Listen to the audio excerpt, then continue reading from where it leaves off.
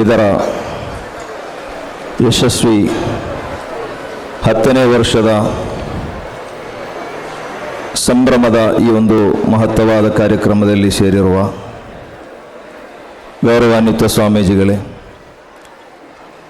Father ಅವರೇ, ಸನ್ಮಿತ್ರರಾದ ಅಬೂಬಕರ್ ಸಿದ್ದಿಕ್ ಜಲಾಲಿ ಉಸ್ತಾದರವರೇ ಹಾಗೂ ಇನ್ನಿತರ ಧಾರ್ಮಿಕ, ಸಾಮಾಜಿಕ, ವೈದ್ಯಕೀಯ ರಂಗದಲ್ಲಿ ಕಾರ್ಯನಿರ್ವಹಿಸುತ್ತಿರುವ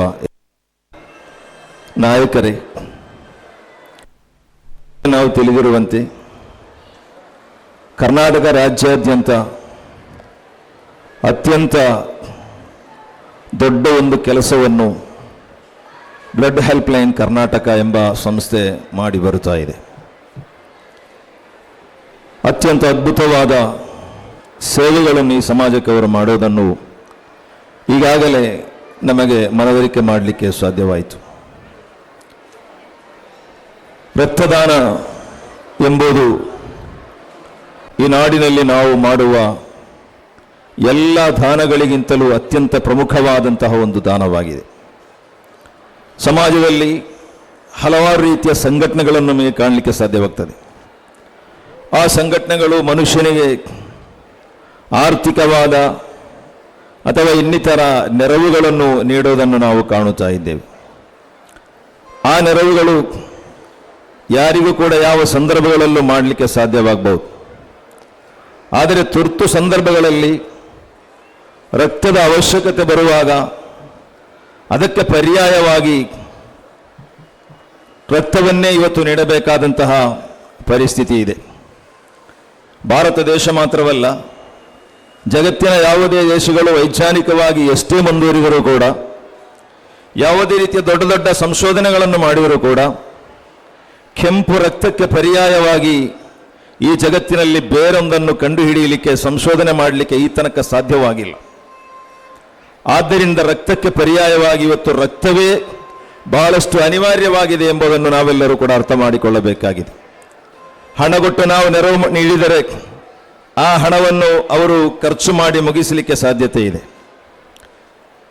ಹಸಿದವನಿಗೆ ಅನ್ನವನ್ನು ಹಾಕಿದರೆ ಆತನ ಹಸಿವನ್ನು ತಣಿಸಲಿಕ್ಕೆ ಸಾಧ್ಯವಾಗಬಹುದು. ಆದರೆ ಒಬ್ಬ ಮನುಷ್ಯನಿಗೆ ನಾವು ರಕ್ತವನ್ನು ಕೊಟ್ಟರೆ ಆತನ ಜೀವವನ್ನು ಸಾರ್ವಕಾಲಿಕವಾಗಿ ಉಳಿಸಲಿಕ್ಕೆ ನಮ್ಮಿಂದ ಸಾಧ್ಯವಾಗ್ತದೆ ಎಂಬುದರಲ್ಲಿ ಯಾವುದೇ ಸಂದೇಹವಿಲ್ಲ. ಆದ್ದರಿಂದ ನಾವು ಕೊಡುತ್ತಿರುವಂತಹ ರಕ್ತ ಅದೊಬ್ಬ ಮನುಷ್ಯನಿಗೆ ನೀಡುವಂತಹ ಒಂದು ಜೀವವಾಗಿದೆ ಎಂಬುದನ್ನು ನಾವು ಅರ್ಥ ಮಾಡಿಕೊಳ್ಳಬೇಕಾಗಿದೆ. ಆಸ್ಪತ್ರೆಗಳಲ್ಲಿ ತುರ್ತು ಸಂದರ್ಭಗಳು ನಮಗೆ ಗೊತ್ತಿದೆ. ಅಪಘಾತಗಳು ನಡೆದಂತಹ ಸಂದರ್ಭಗಳಿರಬಹುದು, ಮಹಿಳೆಯರ ಡೆಲಿವರಿ ಅಥವಾ ಹೆರಿಗೆಯ ಸಂದರ್ಭದಲ್ಲಿ ಅಥವಾ ಇನ್ನಿತರ ತುರ್ತಾಗಿ ಚಿಕಿತ್ಸೆಗಳು ಪಡೆಯಬೇಕಾದಂತಹ ಸಂದರ್ಭಗಳಲ್ಲಿ ರಕ್ತದ ಅವಶ್ಯಕತೆ ಬಂದಾಗ ರೋಗಿಯ ಕುಟುಂಬಿಕರು ಪರದಾಡುವುದನ್ನು ನಾವು ಕಾಣುತ್ತಾ ಇದ್ದೇವೆ. ಹನಿ ರಕ್ತಕ್ಕಾಗಿ ಪರದಾಡುವಂತಹ ಸನ್ನಿವೇಶಗಳನ್ನು ಕಾಣುವಾಗ ತುಂಬ ಬೇಸರ ಮತ್ತು ದುಃಖಗಳು ನಮ್ಮಲ್ಲಿ ಉಂಟಾಗ್ತದೆ. ಆದರೆ ಆ ದುಃಖದಲ್ಲಿರುವ, ಕಷ್ಟದಲ್ಲಿರುವ ಜನರ ಕಣ್ಣೀರನ್ನು ಒರೆಸುವಂತಹ ಕೆಲಸವನ್ನು ನಾವು ಮಾಡಬೇಕಾದುದು ಬಹಳಷ್ಟು ಅನಿವಾರ್ಯವಾಗಿದೆ. ಆದ್ದರಿಂದಲೇ ಪ್ರೀತಿಯ ಸಹೋದರರೇ, ರಕ್ತದಾನ ಎಂಬುದು ಕೇವಲ ಒಂದು ದಾನವನ್ನಾಗಿ ಕಾಣದೆ ಸಮಾಜದ ಸರ್ವ ಆರೋಗ್ಯವಂತ ಜನರ ಜವಾಬ್ದಾರಿಯಾಗಿ ನಾವು ಅದನ್ನು ಕಾಣಬೇಕಾಗಿದೆ. ಕೇವಲ ಅದೊಂದು ದಾನವಲ್ಲ, ಅದೊಂದು ಜವಾಬ್ದಾರಿಯಾಗಿದೆ. ಯಾರಿಗೆ ಯಾವ ಸಂದರ್ಭಗಳಲ್ಲಿ ರಕ್ತ ಬೇಕಾಗಿ ಬರಬಹುದು ಎಂಬುದನ್ನು ಯಾರಿಗೂ ಕೂಡ ಹೇಳಲಿಕ್ಕೆ ಸಾಧ್ಯವಿಲ್ಲ. ಯಾವ ಸಂದರ್ಭಗಳಲ್ಲಿ ಮನುಷ್ಯನಿಗೆ ಏನಾಗ್ಬೋದು ಅಂತ ಹೇಳಲಿಕ್ಕೆ ಸಾಧ್ಯವಿಲ್ಲ. ನಾವಿವತ್ತು ಈ ಸಂದರ್ಭದಲ್ಲಿ, ಈ ನಿಮಿಷದಲ್ಲಿ 3:20ಕ್ಕೆ ಇವತ್ತು ನಾವಿಲ್ಲಿ ಕುಳಿತಿದ್ದೇವೆ. 3:21ನೇ ನಿಮಿಷ, 3:25 ಆಗುವಾಗ ನಮ್ಮ ಅವಸ್ಥೆ ಏನು ಎಂಬುದರ ಬಗ್ಗೆ ನಮಗೆ ಹೇಳಲಿಕ್ಕೆ ಸಾಧ್ಯವಿಲ್ಲ. ಆ ರೀತಿ ಇವತ್ತು ಮನುಷ್ಯನ ಆರೋಗ್ಯದ ಬಗ್ಗೆ ಯಾವುದೇ ರೀತಿಯ ಭರವಸೆಗಳಿಲ್ಲಂತಹ ಒಂದು ಸನ್ನಿವೇಶದಲ್ಲಿ ನಾವಿರುವಾಗ ರಕ್ತ ಯಾರಿಗೂ ಕೂಡ ಯಾವ ಸಂದರ್ಭಗಳಲ್ಲೂ ಬೇಕಾಗಿ ಬರಬಹುದು. ಆದ್ದರಿಂದ ಒಂದು ವೇಳೆ ನಾವು ಕೊಡುವಂತಹ ರಕ್ತ ನಮ್ಮ ಕುಟುಂಬಿಕರ ಜೀವವನ್ನು ಉಳಿಸಲಿಕ್ಕೆ ಸಾಧ್ಯವಾಗಬಹುದು, ಅಥವಾ ನಮ್ಮ ಸ್ನೇಹಿತರ ಜೀವವನ್ನು ಉಳಿಸಲಿಕ್ಕೆ ಸಾಧ್ಯವಾಗಬಹುದು. ಕೆಲವೊಮ್ಮೆ ನಮಗೆ ಪರಿಚಯವಿಲ್ಲದಂತಹ ಜನರ ಜೀವವನ್ನು ಕೂಡ ಅದರಿಂದ ಉಳಿಸಲಿಕ್ಕೆ ನಮ್ಮಿಂದ ಸಾಧ್ಯವಾಗ್ತದೆ. ಆದ್ದರಿಂದ ಪ್ರೀತಿಯ ಸಹೋದರರೇ, ನಾವೆಲ್ಲರೂ ಕೂಡ ಇದೊಂದು ಜವಾಬ್ದಾರಿಯನ್ನಾಗಿ ಅರಿತುಕೊಂಡು ಈ ಕೆಲಸವನ್ನು ನಾವು ಮಾಡಬೇಕಾಗಿದೆ.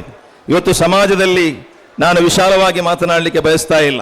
ರಕ್ತ ಕೊಡುವುದಕ್ಕಿಂತ ಬದಲು ರಕ್ತ ಹೀರುವಂತಹ ಕೆಲಸಗಳು ಎಗ್ಗಿಲ್ಲದೆ ನಡೆಯುತ್ತಿರುವಂತಹ ಒಂದು ಸನ್ನಿವೇಶದಲ್ಲಿ ನಾವಿದ್ದೇವೆ. ಆದ್ದರಿಂದ ಬ್ಲಡ್ ಹೆಲ್ಪ್ಲೈನ್ ಕರ್ನಾಟಕ ರಕ್ತವನ್ನು ಹೀರೋದಕ್ಕಿಂತ ಬದಲಾಗಿ ರಕ್ತವನ್ನು ಕೊಡುವಂತಹ ಒಂದು ಮಾನವೀಯ ಕೆಲಸವನ್ನು ಕಳೆದ 10 ವರ್ಷಗಳಿಂದ ಬಹಳ ಯಶಸ್ವಿಯಾಗಿ ನಡೆಸ್ತಾ ಬರುತ್ತಾ ಇರೋದು ಬಹಳ ಸಂತೋಷದಾಯಕವಾದಂತಹ ಒಂದು ವಿಚಾರವಾಗಿದೆ.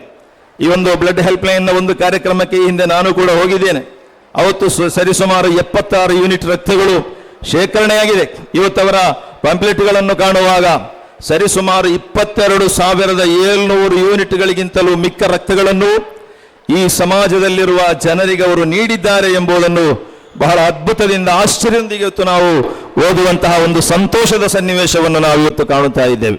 ಪ್ರೀತಿಯ ಸಹೋದರರೇ, ಇವರ ಈ ಪ್ಯಾಂಪ್ಲೆಟ್ಗಳನ್ನು ನೋಡುವಾಗ ಒಂದು ತಿಂಗಳಲ್ಲಿ 24ರಷ್ಟು ಯೂನಿಟ್ ಶಿಬಿರಗಳನ್ನು ಮಾಡಿದಂತಹ ಚರಿತ್ರೆ ಇದೆ.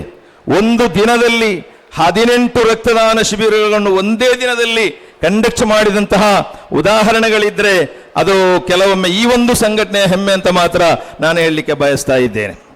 ಅದು ಎಲ್ಲೂ ಕೂಡ ನಾನು ಅಂತಹ ಒಂದು ಇತಿಹಾಸವನ್ನು ಚರಿತ್ರೆಯನ್ನು ಕೇಳಲಿಲ್ಲ. ಆದ್ದರಿಂದ ಮಹಾ ಅದ್ಭುತ, ಮಹಾ ಒಂದು ದೊಡ್ಡ ಉತ್ತಮವಾದಂತಹ ಒಂದು ಕೆಲಸವನ್ನು ಕರ್ನಾಟಕ ಬ್ಲಡ್ ಹೆಲ್ಪ್ಲೈನ್ ಮಾಡುತ್ತಾ ಇದೆ. ಪ್ರೀತಿಯ ಸಹೋದರರೇ, ನಾವಿವತ್ತು ಎಷ್ಟು ರಕ್ತವನ್ನು ಕೊಟ್ಟರೂ ಕೂಡ ಅದು ಸಾಕಾಗ್ಲಿಕ್ಕಿಲ್ಲ. ಯಾಕಂತ ಕೇಳಿದರೆ ಭಾರತ ದೇಶದ ಮಟ್ಟಿಗೆ ಹೇಳೋದಾದರೆ ಒಂದು ದಿನದಲ್ಲಿ ಈ ದೇಶದಲ್ಲಿ 38,000 ಯೂನಿಟ್ ರಕ್ತಗಳು ಅನಿವಾರ್ಯವಾಗಿ ಬೇಕಾಗಿ ಬರ್ತಾ ಇದೆ ನಮ್ಮ ಭಾರತ ದೇಶದಲ್ಲಿ. ಒಂದು ವರ್ಷದಲ್ಲಿ 1,38,00,000 ಯೂನಿಟ್ ರಕ್ತಗಳು ಭಾರತ ದೇಶದಲ್ಲಿ ಬೇಕಾಗಿ ಬರ್ತಾ ಇದೆ. ಆದರೆ ಶೇಖರಣೆಯಾಗುವಂತಹ ರಕ್ತಗಳ ಯೂನಿಟ್ಗಳು 1,10,00,000 ಮಾತ್ರ. ಬಾಕಿ 28 ಲಕ್ಷ ಯೂನಿಟ್ ರಕ್ತಗಳು ಸಿಗದೆ ಜನರು ಡೆತ್ ಆಗುವಂತಹ ಅತ್ಯಂತ ಕ್ರಿಟಿಕಲ್ ಸನ್ನಿವೇಶಕ್ಕೆ ತಳ್ಳಲ್ಪಡುತ್ತಿರುವಂತಹ ಸನ್ನಿವೇಶಗಳು ಇವತ್ತು ನಮ್ಮ ದೇಶದಲ್ಲಿದೆ. ಆದ್ದರಿಂದ ಪ್ರೀತಿಯ ಸಹೋದರರೇ, ನನ್ನ ಶಬ್ದವನ್ನು ಆಲಿಸುತ್ತಿರುವ ಸಹೋದರರೇ, ನಮಗೆ ಕೆಲವೊಮ್ಮೆ ರಕ್ತದಾನ ಮಾಡಲಿಕ್ಕೆ ಸಾಧ್ಯವಾಗುವುದಿಲ್ಲದಿದ್ದರೂ ಕೂಡ ಯಾವುದಾದರೊಂದು ಕಡೆಗಳಲ್ಲಿ ರಕ್ತದಾನ ಶಿಬಿರಗಳು ನಡೆಯುವಾಗ ಆ ಕೇಂದ್ರಗಳಿಗೆ ನಮ್ಮ ಹತ್ತಿರದ ಗೊತ್ತಿರುವ ಯುವಕರನ್ನು ಅಥವಾ ಯುವತಿಯರನ್ನು ಅಲ್ಲಿಗೆ ಕರ್ಕೊಂಡು ಹೋಗಿ ಅವರಿಂದ ರಕ್ತದಾನವನ್ನು ಮಾಡಿಸುವಂತಹ ಕೆಲಸಗಳನ್ನಾದರೂ ನಾವು ಮಾಡಬೇಕಾಗಿದೆ. 18 ವರ್ಷದಿಂದ 65 ವರ್ಷದ ಮಧ್ಯೆ ಇರುವ 45 kg ತೂಕವಿರುವ ಯಾರಿಗೂ ಕೂಡ ರಕ್ತದಾನವನ್ನು ಮಾಡಬಹುದು. ಆರೋಗ್ಯವಂತರಾದಂತಹ ಜನರಿಗೆ ಸ್ವಯಂ ಪ್ರೇರಿತವಾಗಿ ಅಥವಾ ಇನ್ನೊಬ್ಬರ ಪ್ರೇರಣೆಯಿಂದಾಗಿ ರಕ್ತದಾನವನ್ನು ಮಾಡಲಿಕ್ಕೆ ಇರುವಂತಹ ಅವಕಾಶವಿದೆ. ಆ ರೀತಿ ರಕ್ತದಾನವನ್ನು ಮಾಡುವಾಗ ನಮ್ಮ ಶರೀರಕ್ಕೆ ಅದರಿಂದ ತುಂಬ ಲಾಭಗಳಿದೆ. ನಮ್ಮ ಶರೀರದ ಹಿಮೋಗ್ಲೋಬಿನ್ ಇರಬಹುದು, ಅಥವಾ ಬ್ಲಡ್ ಪ್ರೆಷರ್ ಇರಬಹುದು, ಬ್ಲಡ್ ಶುಗರ್ ಇರಬಹುದು, ಬ್ಲಡ್ಡಿನ ಯಾವುದೇ ರೀತಿಯಲ್ಲಿರುವಂತಹ ಅವಸ್ಥೆಗಳ ಬಗ್ಗೆ ಕೂಡ ಆ ರಕ್ತದಾನದ ಕೇಂದ್ರಗಳಲ್ಲಿ, ಶಿಬಿರಗಳಲ್ಲಿ ಪರಿಶೀಲನೆ ಮಾಡಲಾಗ್ತಾ ಇದೆ. ಆದ್ದರಿಂದ ನಮಗೂ ಕೂಡ ಅದರಿಂದ ತುಂಬ ಉಪಕಾರವಿದೆ. ನಮ್ಮ ಆರೋಗ್ಯವು ಸುಧಾರಣೆ ಆಗ್ತದೆ. ಹಾರ್ಟ್ ಅಟ್ಯಾಕ್ಗಳು ಅಥವಾ ಹೃದಯಾಘಾತಗಳನ್ನು ತಪ್ಪಿಸಲಿಕ್ಕೆ ಕೆಲವೊಮ್ಮೆ ಇದರಿಂದ ಸಾಧ್ಯವಾಗಬಹುದು. ಅದೇ ರೀತಿ ನಮ್ಮ ಶರೀರದಲ್ಲಿ ಹೊಸ ರಕ್ತಗಳು ಕ್ರಿಯೇಟ್ ಆಗ್ತದೆ, ಉತ್ಪಾದನೆ ಆಗ್ತದೆ. ಆ ರೀತಿಯ ಹಲವಾರು ಒಳಿತುಗಳು, ಉಪಕಾರಗಳು ರಕ್ತ ಕೊಡುವಂತಹ ಜನರಿಗೂ ಕೂಡ ಇದೆ ಎಂಬುದನ್ನು ನಾವು ಅರ್ಥ ಮಾಡಿಕೊಳ್ಳಬೇಕಾಗಿದೆ.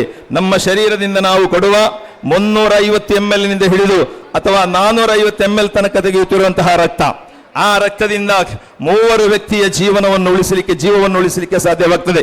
ಕಾರಣ ನಾವು ರಕ್ತ ಕೊಟ್ಟ ತಕ್ಷಣ ಅದೇ ರಕ್ತವನ್ನು ನೇರವಾಗಿ ಇನ್ನೊಬ್ಬ ರೋಗಿಯನ್ನು ಕೊಡಲಾಗುವುದಿಲ್ಲ. ವೈಜ್ಞಾನಿಕವಾದ ಲ್ಯಾಬ್ಗಳಿಗೆ ವಿಧೇಯ ಮಾಡಿ ಅದನ್ನು 3 ವಿಭಾಗಗಳಾಗಿ ವಿಭಾಗ ಮಾಡಿ, ಪ್ರೀತಿಯ ಸಹೋದರರೇ, 3 ರೋಗಿಗಳಿಗೆ ಕೊಡುವಂತಹ ಕೆಲಸ ಅದರಿಂದ ನಡೆಯುತ್ತಾ ಇದೆ. ಆದ್ದರಿಂದ ನಾವು ಒಬ್ಬ ವ್ಯಕ್ತಿಗೆ ರಕ್ತವನ್ನು ಕೊಡುವಾಗ, ಅದು ಒಂದು ಸಾರಿ ನಾವು ರಕ್ತವನ್ನು ಕೊಡುವಾಗ 3 ಜನರ ಜೀವವನ್ನು ಅದರಿಂದ ಉಳಿಸಲಿಕ್ಕೆ ನಮ್ಮಿಂದ ಸಾಧ್ಯವಾಗ್ತದೆ ಎಂಬ ವಿಚಾರವನ್ನು ಕೂಡ ನಾವು ತಿಳಿದಿರಬೇಕಾಗಿದೆ. ಪ್ರೀತಿಯ ಸಹೋದರರೇ, ಆ ರೀತಿ ನಾವು ರಕ್ತವನ್ನು ಕೊಡುವಾಗ ಒಬ್ಬ ವ್ಯಕ್ತಿಯ ಜೀವ ಉಳಿಸಲಿಕ್ಕೆ ಸಾಧ್ಯವಾಗ್ತದೆ. ಒಬ್ಬ ವ್ಯಕ್ತಿಯ ಜೀವವನ್ನು ಉಳಿಸೋದು, ನಮ್ಮ ಪವಿತ್ರವಾದ ಕುರಾನ್ ಒಂದು ಮಾತನ್ನು ಹೇಳಿತು, ಅನ್ನಹು ಮನ್ ಅಹಿಯಾಹ ಫಕಅನ್ನಮ ಅಹಿಯನ್ನಾಸ ಜಮೀಅ. ಒಬ್ಬ ವ್ಯಕ್ತಿಗೆ ಜೀವವನ್ನು ಕೊಟ್ಟರೆ, ಆತನ ಜೀವವನ್ನು ಉಳಿಸುವ ಕೆಲಸವನ್ನು ಮಾಡಿದರೆ, ಫಕಅನ್ನಮ ಅಹಿಯನ್ನಾಸ ಜಮೀಅ, ಇಡೀ ಜಗತ್ತಿನಲ್ಲಿರುವ ಮಾನವ ಕುಲವನ್ನು ಜೀವಿಸಿ ಅವರಿಗೆ ಜೀವವನ್ನು ಕೊಟ್ಟ ಅದಕ್ಕೆ ಸಮಾನವಾಗಿದೆ. ಒಬ್ಬ ವ್ಯಕ್ತಿಯಲ್ಲಿ ಅಖಂಡವಾದ ಮಾನವೀಯತೆಯನ್ನು ಕಾಡುವ ಸುಂದರವಾದ ಒಂದು ತತ್ವವಾಗಿದೆ ಪ್ರೀತಿಯ ಸಹೋದರರೇ. ಆದ್ದರಿಂದ ನಾವು ನಮಗೆ ರಕ್ತ ಕೊಡಲಿಕ್ಕೆ ಕೆಲವೊಮ್ಮೆ ಆರೋಗ್ಯ ಸಂಬಂಧವಾದ ಅಡಚಣೆಗಳಿದ್ದರೂ ಕೂಡ ನಮ್ಮಿಂದ ಯಾರಿಗೆ ಕೊಡಿಸಲಿಕ್ಕೆ ಸಾಧ್ಯವಾಗ್ತದೋ ಅಂತಹ ಜನರನ್ನು ತಂದು ಈ ರೀತಿಯ ಕೆಲಸಗಳನ್ನು ಮಾಡುವಂತಹ ಕೆಲಸಗಳು ನಮ್ಮಿಂದ ಆಗಬೇಕಾಗಿದೆ ಎಂದು ಈ ಸಂದರ್ಭದಲ್ಲಿ ನಾನು ಹೇಳಲಿಕ್ಕೆ ಬಯಸ್ತಾ ಇದ್ದೇನೆ. ಪ್ರೀತಿಯ ಸಹೋದರರೇ, ಇದು ಯಾವುದೇ ರೀತಿಯ ಪ್ರತಿಫಲಾಪೇಕ್ಷೆ ಇಲ್ಲದೆ ಉಚಿತವಾಗಿ ಸೌಜನ್ಯವಾಗಿ ನಾವು ಕೊಡುವಂತಹ ದಾನವಾಗಿದೆ. ಒಂದು ಕಾಲದಲ್ಲಿ ರಕ್ತವನ್ನು ಕೊಡುವವರು ಹಣವನ್ನು ಪಡೆದುಕೊಡುವಂತಹ ರಕ್ತದಾತರು ಅದೊಂದು ವ್ಯವಹಾರವಾಗಿ ಕಂಡುಕೊಂಡಿದ್ದಂತಹ ಒಂದು ಕಾಲವಿತ್ತು. 1965 ಕಾಲಘಟ್ಟದಲ್ಲಿ ಭಾರತ ಮತ್ತು ಪಾಕಿಸ್ತಾನದ ಮಧ್ಯೆ ಯುದ್ಧ ನಡೆದಾಗ ಆ ಯುದ್ಧದಲ್ಲಿ ಹಲವಾರು ಮಂದಿ ತೀವ್ರವಾದ ಗಾಯಗಳಿಗೆ ಬಲಿಯಾದಂತಹ ಸಂದರ್ಭಗಳಲ್ಲಿ ಚಂಡೀಗಢದ ಪಿಜಿಐಯಲ್ಲಿ ಆ ಹಾಸ್ಪಿಟಲ್ಗಳಲ್ಲಿ ಅವರನ್ನು ಕೊಂಡು ಹೋಗಿ ಮಲಗಿಸಿದಾಗ ಅವರಿಗೆ ರಕ್ತದ ಅನಿವಾರ್ಯತೆ ಬಂದಂತಹ ಸಂದರ್ಭಗಳಲ್ಲಿ ಅವತ್ತು 100 ಮಿಲಿಟರಿಗಳು ಕೂಡ ರಕ್ತವನ್ನು ದಾನವಾಗಿ ಕೊಟ್ಟಿದ್ದರು ಎಂಬುದನ್ನು ಚರಿತ್ರೆಯನ್ನು ನೋಡಿದರೆ ನಮಗೆ ಕಾಣಲಿಕ್ಕೆ ಸಾಧ್ಯವಾಗ್ತಾ ಇದೆ. ಪ್ರೀತಿಯ ಸಹೋದರರೇ, ಪ್ರತಿ ವರ್ಷ ಅಕ್ಟೋಬರ್ 1ನೇ ತಾರೀಕಿನಂದು ಭಾರತದ ರಕ್ತದಾನದ ದಿನವನ್ನಾಗಿ ನಾವು ಆಚರಣೆ ಮಾಡ್ತಾ ಇದ್ದೇವೆ. ಯಾಕಂತ ಕೇಳಿದರೆ ಭಾರತ ದೇಶದಲ್ಲಿ 1965ರಲ್ಲಿ ನಾನು ಹೇಳಿದಂತಹ ಯುದ್ಧ ನಡೆದಾಗ ಅವತ್ತು ಭಾರತ ದೇಶದ ವೈದ್ಯರಾಗಿರುವಂತಹ ಜೈ ಗೋಪಾಲ್ ಜಾಲಿ ಎನ್ನುವಂತಹ ಒಬ್ಬರು ವೈದ್ಯರು ಈ ರೀತಿಯ ವೈದ್ಯಕೀಯ ರಂಗದಲ್ಲಿ ಇರುವಂತಹ ಅಥವಾ ಕೆಲವೊಂದು ಸಂದರ್ಭಗಳಲ್ಲಿ ರಕ್ತವನ್ನು ಮಾರಾಟ ಮಾಡುತ್ತಿರುವಂತಹ ಚಳುವಳಿಗೆ ವಿರುದ್ಧವಾಗಿ ರಕ್ತವನ್ನು ದಾನವಾಗಿ ಕೊಡುವಂತಹ ಚಳುವಳಿಯನ್ನು ಹಮ್ಮಿಕೊಂಡು ಸಾವಿರಾರು ಯೂನಿಟ್ ರಕ್ತಗಳನ್ನು ಸಂಗ್ರಹ ಮಾಡಿದರು. ಅವರ ಜನ್ಮ ದಿನಾಚರಣೆಯ ನೆನಪಿಗೋಸ್ಕರ ಅಕ್ಟೋಬರ್ 1ನೇ ತಾರೀಕಿನಂದು ಭಾರತ ದೇಶದಲ್ಲಿ ರಕ್ತದಾನ ದಿನವನ್ನಾಗಿ ಆಚರಣೆ ಮಾಡಲಾಗ್ತಾ ಇದೆ. ಆದ್ದರಿಂದ ಪ್ರೀತಿಯ ಸಹೋದರರೇ, ಯಾವಾಗ ಅದರ ಆಚರಣೆ ನಾವು ಮಾಡೋದಿದ್ರೂ ಕೂಡ ನಾವು ಅದನ್ನು ಕೇವಲ ಒಂದು ವರ್ಷಕ್ಕೆ ಮಾತ್ರ ಸೀಮಿತಗೊಳಿಸದೆ ಇವತ್ತು ಬ್ಲಡ್ ಹೆಲ್ಪ್ ಲೈನ್ ಕರ್ನಾಟಕ ಅವರ ಕೆಲಸಗಳನ್ನು ನೋಡುವಾಗ ಬಹಳಷ್ಟು ಅಭಿಮಾನದೊಂದಿಗೆ ನಮಗೆ ಮಾತನಾಡಲಿಕ್ಕೆ ಸಾಧ್ಯವಾಗ್ತಾ ಇದೆ. ಸರಿಸುಮಾರು ಈ 10 ವರ್ಷಗಳಲ್ಲಿ 340 ಶಿಬಿರಗಳನ್ನು ಮಾಡಿ 22,700ಕ್ಕೂ ಮಿಕ್ಕ ಯೂನಿಟ್ಗಳನ್ನು ಈ ನಾಡಿನಲ್ಲಿರುವ ಜನರಿಗೆ ದಾನವನ್ನಾಗಿ ಕೊಟ್ಟಿದ್ದಾರೆ ಎಂಬುದು ಒಂದು ಅದ್ಭುತವನ್ನಾಗಿ ಈ ಸಂದರ್ಭದಲ್ಲಿ ನಾವು ಕಾಣುತ್ತಾ ಇದ್ದೇವೆ. ಇವರ ಈ ಕೆಲಸಗಳು ಇನ್ನೂ ಕೂಡ ಯಶಸ್ವಿಯಾಗಿ ಮುಂದುವರಿದು ನಮ್ಮ ಸಮಾಜದಲ್ಲಿರುವ ಎಷ್ಟೋ ರೋಗಿಗಳಿಗೆ, ಕಷ್ಟದಲ್ಲಿರುವವರಿಗೆ, ತುರ್ತು ಸಂದರ್ಭಗಳಲ್ಲಿರುವಂತಹ ಜನರಿಗೆ ನೆರವಾಗುವಂತಹ ಕೆಲಸಗಳಿಗೆ ನಾವು ಕೂಡ ದೊಡ್ಡ ರೀತಿಯ ಸಹಾಯ ಸಹಕಾರಗಳನ್ನು ನಮ್ಮಿಂದಾಗುವ ರೀತಿಯಲ್ಲಿ ಮಾಡಬೇಕು ಎಂದು ಮಾತ್ರ ಈ ಸಂದರ್ಭದಲ್ಲಿ ಹಾರೈಸುತ್ತಾ ಇವರ ಕೆಲಸಗಳು ಇನ್ನೂ ಕೂಡ ಅದಕ್ಕಿಂತ ಉತ್ತಮವಾಗಿ ಯಶಸ್ವಿಯಾಗಿ ಮುಂದುವರಿಯಲಿ ಎಂದು ಪ್ರಾರ್ಥನೆ ಮಾಡುತ್ತಾ ಈ ಒಂದು ಕಾರ್ಯಕ್ರಮವನ್ನು ಜಗರಕ್ಷಕನಾದ ಅಲ್ಲಾಹನ ಹೆಸರಿನಲ್ಲಿ ಉದ್ಘಾಟನೆ ಮಾಡಿ ನನ್ನ ಮಾತುಗಳನ್ನು ಮುಕ್ತಾಯಗೊಳಿಸ್ತಾ ಇದ್ದೇನೆ. ಜೈ ಹಿಂದ್, ಜೈ ಕರ್ನಾಟಕ್, ಜೈ ಜಗತ್.